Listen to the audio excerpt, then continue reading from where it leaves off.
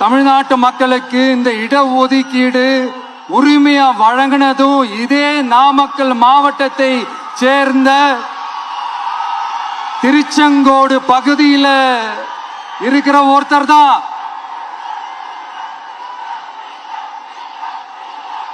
நம்ம சென்னை மாகாணத்தோட முதலமைச்சரா இருந்த சுப்பராயன் அவர்கள்.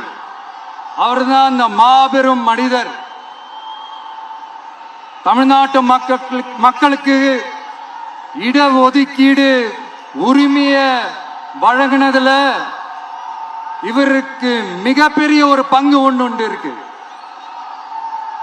அதுதான் இந்த கம்யூனல் GO 1071 அதை கொண்டு வந்து பட்டியலின மக்களுக்கும் பிற்படுத்தப்பட்ட மக்களுக்கும் இத வழங்கினார்.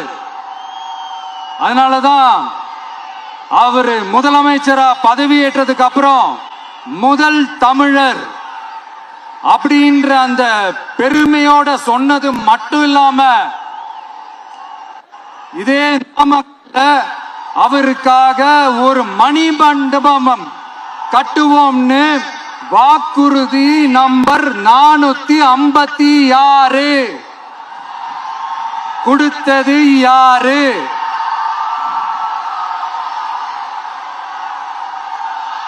சொன்னாங்களே, செஞ்சாங்களா?